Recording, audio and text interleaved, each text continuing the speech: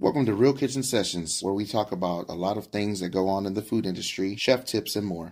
I'm your host, Chachi. Today we're doing story time. Let's dive in. Okay, so for all the cooks out there, have you ever been overworked and finally able to let loose, and then you overpartied, and you showed up the next day and nobody's at work? I was working at this place with a kitchen crew of about 15 people at the time, and one of the cooks, Jamie, got promoted to open his own location in Dallas. So Dallas from Austin is about 3 hours drive, maybe 3.5. So anyways, everyone went out drinking and partying the night before to celebrate his promotion. So the next day, I show up at 5 a.m. for work, and we had like 3,200 orders that day, and I started in alone because nobody showed up that day. Nobody showed up to work. Everybody was hungover. People got arrested. Like, shit went down that day. Those of you that know what I'm talking about, you guys know the shit that ensued. So I come in that morning, and the night cook was alone. And I was like, hey, where's everybody at? He said no one showed up to work except to use the restroom, get some food, and then take off again to continue partying. And he was like, dude, what the fuck? And they just said, oh, well, we'll come back later. They just never came back. So I helped him finish up his meals, and then he helped me start off my meals, and he took off. He stayed for a good 2-3 hours to help me. I guess he knew what it was to be left alone. So the next time somebody got promoted, it was a rule that only half the crew can go, so we can have at least half a crew to run the place.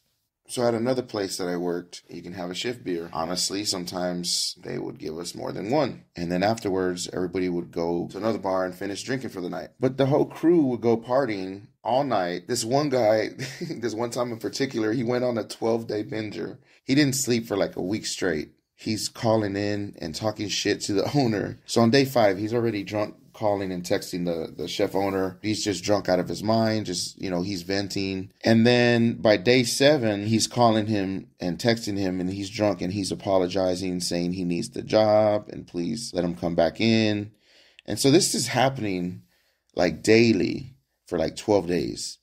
And so at first, like, the owner is saying he's going to fire this guy, and he's just fired up, and he's not gonna let him come in, and as soon as he shows up, he's just gonna run him off and all of this crap. And then he's running around like, what should I do, and I'm like, well, this is up to you, this is your business. So if it was me, I would have fired the guy a long time ago. But he did really good work. This guy was he could have became a good chef, but his problem was just partying. But honestly, I think this guy was overworked. He was working 2 jobs, and he worked 7 days a week. And when he finally got the chance to party, like really party, like not just like daily drinking, and allow himself to indulge a little bit, he couldn't stop himself. He'll go on like 3-day bingers. And this time in particular, he went ham.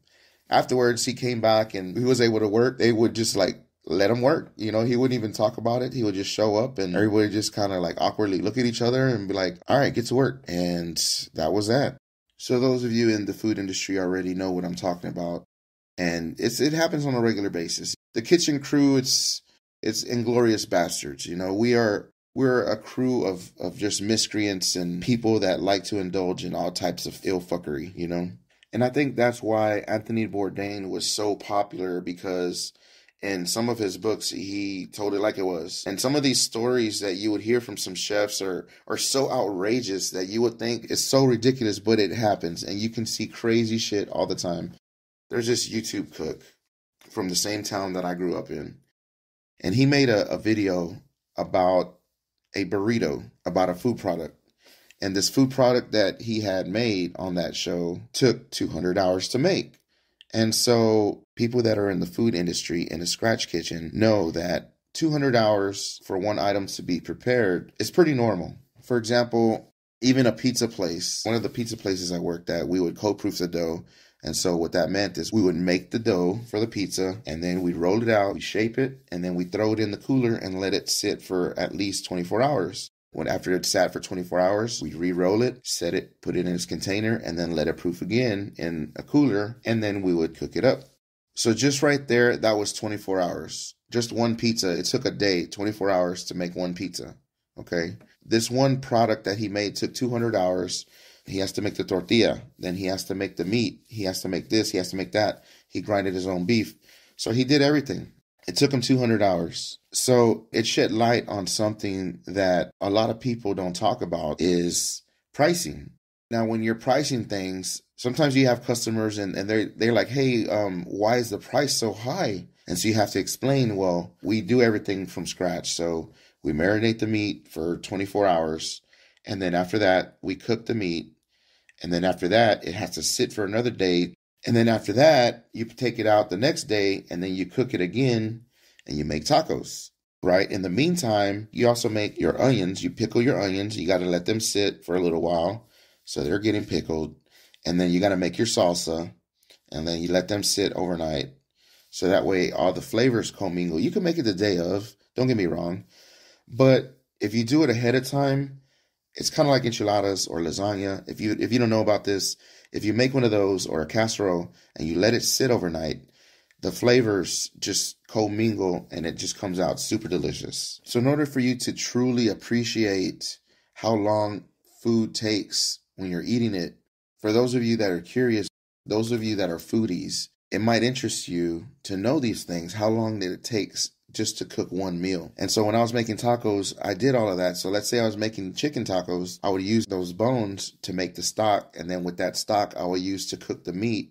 Then also with the meat, I would use that stock to cook one of my meats. And then for the chicken, I would cook it a different way. But I would still use this chicken stock to also make the rice and the beans. So it was used in 3 out of 4 ingredients. And so just making stock alone, those of you that have made stock before know how long it takes. And it's a process, you have to chop up your veggies. You have to sweat them. It's a whole process. We'll go into that in another podcast. Or actually, I might just make a video on that or something and post it on YouTube. So stay tuned. This podcast is meant to shed light on that industry.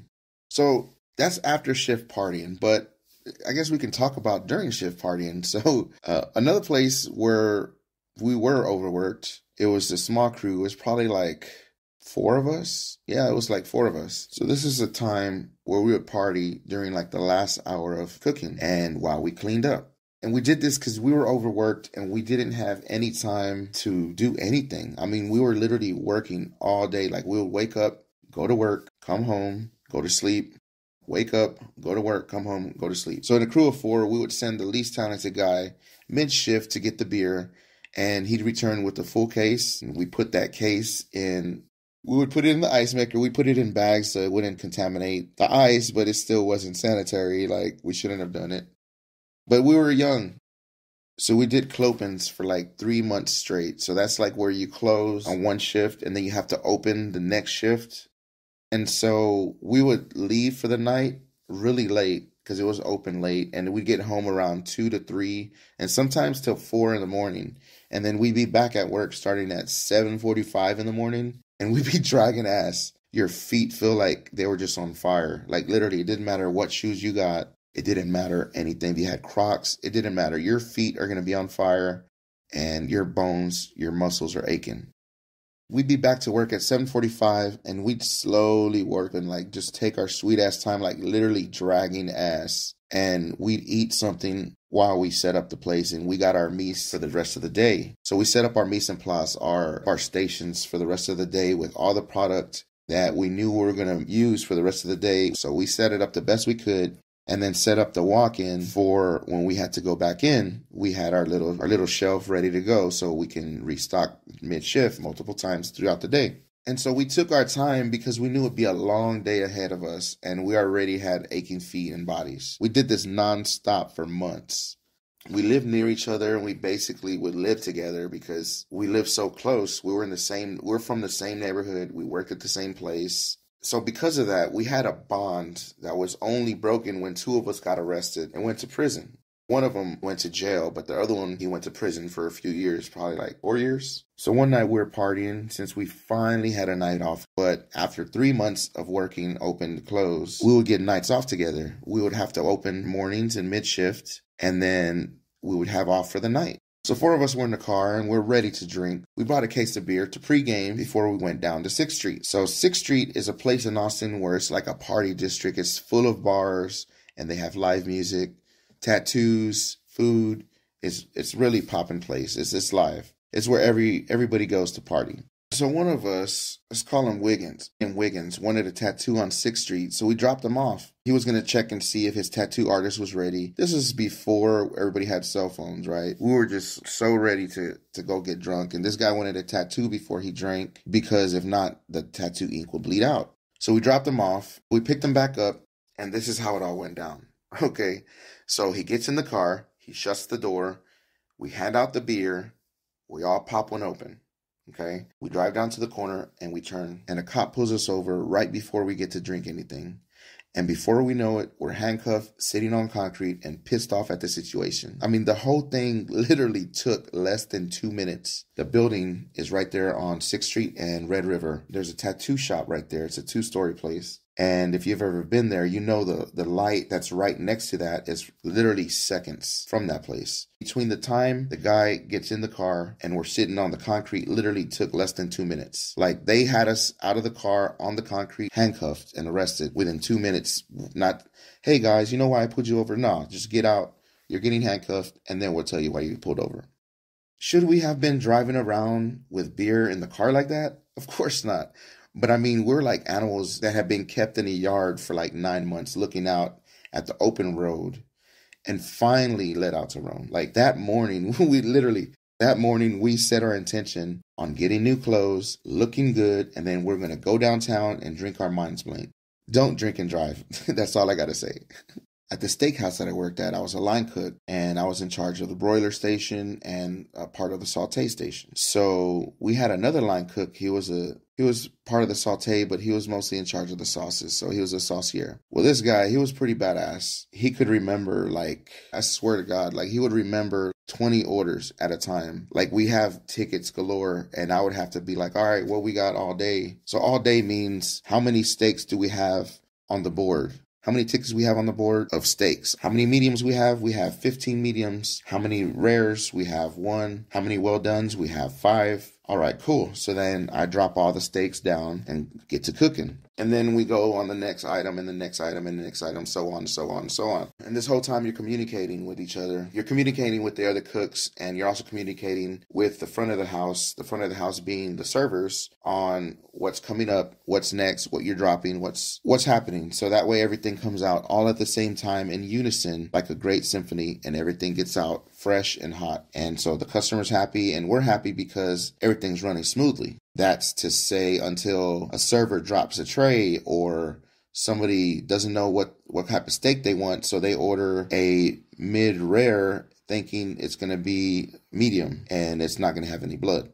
So they send it back and it puts you behind, and then you're fucked. So this guy, right before we started the shift, every fucking time he would start, right when the first order came in, he would bust out his pipe, his little pocket pipe, and he would smoke a bowl on the line. So one day in particular, he freaking smokes a bowl on the line, and then he proceeds to put fresh rosemary into the broiler where I'm working while I had my back turned. So he did this as a prank. Well, kitchen prank gone wrong. It freaking burnt and it fell through the grates. It caught all the grease on fire. So now we have a grease fire in the broiler during service. So as the orders came in, I'm trying to put out a fire. And this is a real busy, well-known steakhouse where the minimum steak was 19 ounces. And so here I am trying to put out a fire. I'm new at this place. This is probably my 8th shift at this place. So I'm still new. And so the chef walks out. He's like, oh no, what's going on? So everybody like gets attention because now this fire is like flaming. I'm talking about it's damn near touching the vents above it. Like it's just raging. And so the broiler is pretty huge. It looks kind of like a pizza oven into pizza places where you pick up your oven. It looked kind of like that. And we had like 4 of them stacked on top of each other. Well, he puts it into the second one down. So there's that one and there's one above it. And then there's the vents. And the fire was almost touching the vents. It was like raging. And we're like, fuck. So we're having to put out the fire. So we finally put out the fire, and we couldn't use that broiler because we had to clean it. You know, I had to clean it basically. So I was down one broiler, and so it was funny now. Like it's funny now to see it, like goddamn, like what the fuck happened. But at the time, it was like, oh, you fucking asshole, like you put us behind. But we were laughing at the same time, kind of like freaked out, like oh shit, this one got away from us. If you're a chef and you're in the kitchen, you're around fire all day, every day. There's controlled fires going off. Like people that are normal that don't know about kitchen cooking, like scratch cooking and high-end cooking, there's fires, flames going all day, like big flames, like fireballs. So one time I was cooking at my mother-in-law's, they were like, "Oh, what's going on in there? You know, what's going on in the kitchen?" Because they saw a big fireball and they go around the corner to check what's going on. And I'm just like, "Oh, no, I'm just chilling, just cooking." And they were kind of freaked out. They're like, "Man, what are you doing over there?" So when you're in the kitchen, that's normal. So if you're a cook, you're really comfortable around fire. This time in particular, though, it got away from us and it almost burned down the place. Glad it didn't. And that's it, guys. That's the story. I hope you guys liked it. I hope you guys had as much fun as I did making this. And until next time, you guys have a good day.